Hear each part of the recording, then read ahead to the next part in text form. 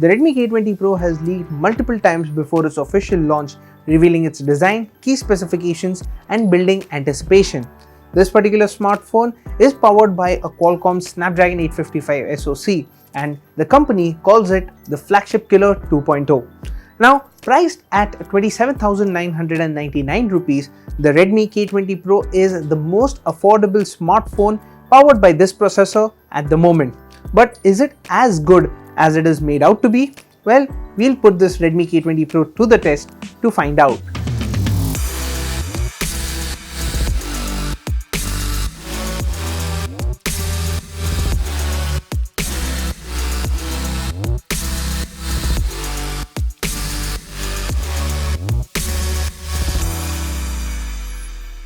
Now, before we go ahead, be sure to subscribe to the Gadgets 360 YouTube channel and make sure you hit that bell icon so that you're the first to know when we have a new video. We've recently seen flagship smartphones featuring innovative design in order to achieve borderless, notchless displays. The Asus 6Z, for instance, has a rotating camera module, while the OnePlus 7 Pro sports a pop-up selfie camera. Naturally, Xiaomi didn't want to be left behind. As a result, the Redmi K20 Pro has a pop-up selfie camera. This allows the big 6.39-inch display to dominate the front of the smartphone. This is also the first Redmi smartphone with an AMOLED display and HDR support. The display has a DCI P3 color gamut, good viewing angles, and gets bright enough to be legible outdoors. You can tweak the contrast as well as the color temperature of the panel. And since it is an AMOLED panel, Redmi also offers an always-on display feature that shows the time and icons of apps with notifications when the device is in standby. This phone also sports an in-display fingerprint scanner. The Redmi K20 Pro has a glass sandwich design with Corning Gorilla Glass 5 at the front and the back, and a metal frame in the middle that gives this phone a premium look and feel. The rear glass is curved, which makes the device comfortable to hold in the hand. Xiaomi has positioned the power and volume buttons on the right, and we found the volume button to be a tad high, needing us to stretch our thumb to reach them. The power button is highlighted in red, which looks good on our Glacier Blue review unit. The pop-up selfie camera module also has LEDs that light up when it rises. It glows blue on the Glacier Blue units and red on the other color variants. Some might like the light effect, while others might find it tacky. But thankfully, it can be turned off. The pop-up module also has a tiny window on the top, which allows the phone to use these LEDs to alert you to incoming notifications. The Redmi K20 Pro has a 3.5mm audio jack at the top, along with a secondary microphone. At the bottom, it has a USB Type-C port, the primary microphone, a loudspeaker grill, and the SIM tray. The left side of the phone is blank. Xiaomi has opted for a gradient finish on the back of the smartphone. This is a new design finish, and it does manage to hide fingerprint smudges to quite an extent. Redmi K20 Pro is powered by the flagship Qualcomm Snapdragon 855 SoC. Xiaomi mentions that it has used 8 layers of graphite sheets to help dissipate heat.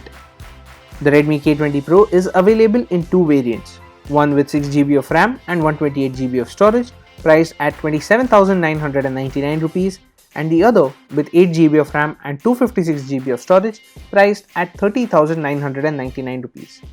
The Redmi K20 Pro uses UFS 2.1 storage, which isn't as fast as the UFS 3.0 storage that the OnePlus 7 Twins offer.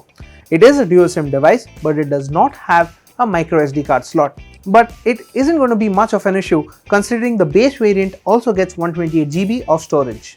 The Redmi K20 Pro boasts of DC dimming, which decreases flickering and can be easier on the eyes. It also gets a system-wide dark mode that takes advantage of the AMOLED display to save power, and it's comfortable to use at night. Like every other recent Redmi smartphone, the K20 Pro runs MIUI 10 on top of Android 9 Pie.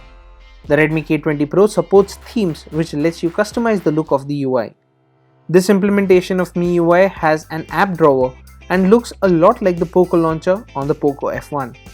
It also has a few pre-installed apps and games such as Ludo Master, Facebook and Daily Hunt, among many others. There are also other Xiaomi apps that tend to push spammy notifications, but we've observed that the frequency has gone down compared to other Xiaomi smartphones. The Redmi K20 Pro also features Game Boost 2.0, which claims to improve gaming performance by managing your internet connection, reducing latency and improving the touch response of the panel. It also claims to enhance visuals by making darker areas brighter in games. We customized it for PUBG Mobile and it helped improve our in-game performance thanks to these visual enhancements and the ability to adjust the touch response and sensitivity of the panel. The Game Boost mode is activated via the security app, which honestly is the last place anyone would look for it. It could have been integrated into the settings app or could have had a standalone app instead. Gesture navigation is available as well, and you can ditch the traditional 3-button Android navigation scheme in favor of swipe gestures. Xiaomi also gives you 6 sound effects to choose from when the camera module is being raised. The Redmi K20 Pro is a fast smartphone and at no point did we notice any lag or stuttering when using it. It is quick to load apps, and with 8GB of RAM, our review unit could multitask with quite a few apps running in the background. The Redmi K20 Pro has an in-display fingerprint scanner as well as the pop-up selfie camera for face recognition. We found the in-display fingerprint scanner to be quick to unlock the smartphone, but it isn't as quick as the one on the OnePlus 7. The selfie camera module pops up to scan your face when needed and retracts itself after a successful scan. This makes face recognition a little slower compared to using the in-display fingerprint scanner. The selfie camera on the K20 Pro also has fall detection, which ensures that it retracts quickly when the phone's gyroscope and accelerometer detect a fall. We watched several HDR videos on YouTube that could take advantage of the HDR display. It is bright and has good viewing angles. The single bottom firing speaker is loud, but we found it to be tinny at higher volumes. We wish that this phone had stereo speakers like the OnePlus 7. We played PUBG Mobile on the Redmi K20 Pro and found that the game defaulted to the high preset with graphics set to HD and the frame rate set to high. We bumped these up with graphics set to HDR and the frame rate set to ultra. Even with these higher settings, the game ran smoothly. We played a full match at these settings and after around 30 minutes, the battery level was dropped by just 13%. The phone was only slightly warm to the touch. The Redmi K20 Pro packs in a 4000 mAh battery and supports up to 27W fast charging. However, it only ships an 18W charger in the box. In our HD video loop test, the phone managed to clock 19 hours and 26 minutes of continuous runtime. With our day-to-day usage, which consisted of using an active WhatsApp account, using Google Maps for navigation, running benchmarks and taking camera samples for a full day, the phone still had 50% left at the end of the day. If you're frugal with your usage, you should be able to stretch beyond a day and a half or even 2 days. When the battery does run out, we were able to charge it up to 45% in 30 minutes and up to 80% in an hour. The Redmi K20 Pro has a triple camera setup at the back. The primary camera is a 48 megapixel Sony IMX586 sensor. The secondary is a 13 megapixel ultra wide angle sensor with a 124.8 degree field of view, and the third is an 8 megapixel telephoto lens which offers 2x optical zoom. The Redmi K20 Pro also has laser autofocus as well as face detection autofocus. At the front, this phone has a 20 megapixel pop-up selfie camera which has sapphire glass to prevent scratches. Xiaomi hasn't changed a lot in its camera app compared to what we've seen before, and it is easy to cycle between different camera modes. There are quick toggles to switch between the 3 different camera sensors. AI is available in the camera app and it is capable of detecting what the camera is pointed towards. The camera uses 4-in-1 pixel binning to deliver 12 megapixel shots by default, but you do have the option to take photos at the full 48 megapixel resolution.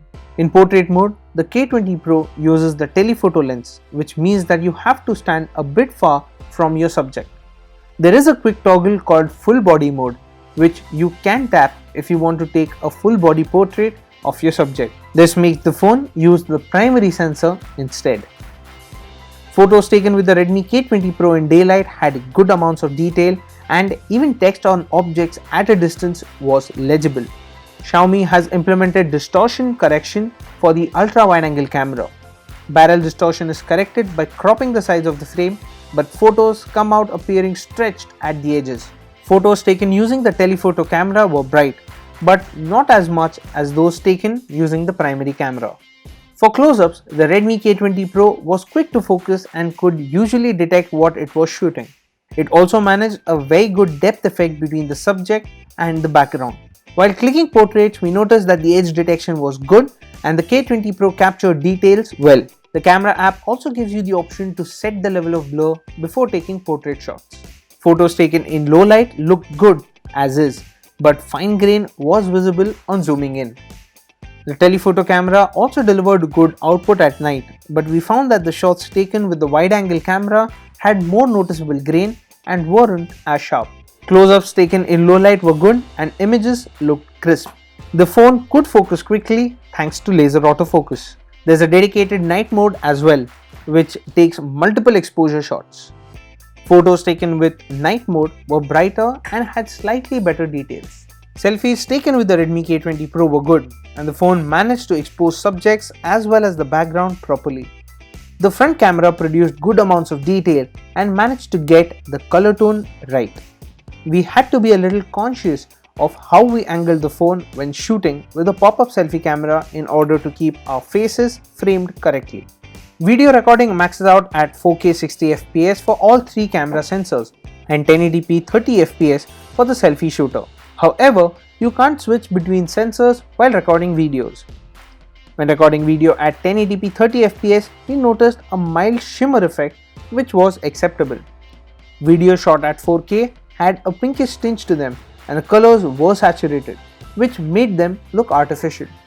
Video shot with the selfie camera wasn't stabilized. The K20 Pro is Xiaomi's flagship model in the Redmi range and has a lot on offer at an affordable price. Yes, it lacks wireless charging and an IP rating, but that can be forgiven considering its low cost. Xiaomi does offer a versatile set of cameras at the back, and they did manage to do a good job in most lighting conditions. Its 4000 mAh battery allows the phone to deliver over a day and a half of battery life, which is very good. We would have liked to see UFS 3.0 storage and stereo speakers on the Redmi K20 Pro, and we don't like the fact that MIUI 10 still pushes spammy notifications. The main thing going for the Redmi K20 Pro is the pricing, because starting at 27,999 rupees, it's the most affordable smartphone powered by a Qualcomm Snapdragon 855 SoC. Well, even if you look at the higher variant that's priced at 30,999 rupees, it still undercuts the Asus 6Z and the OnePlus 7 by a really big margin. Considering the aggressive pricing and Xiaomi sale model, getting your hands on a Redmi K20 Pro isn't going to be easy. And that was our review of the Redmi K20 Pro. What do you guys think about the smartphone? Let us know in the comment section down below. And as always, for all things tech, stay tuned to Gadgets360.com.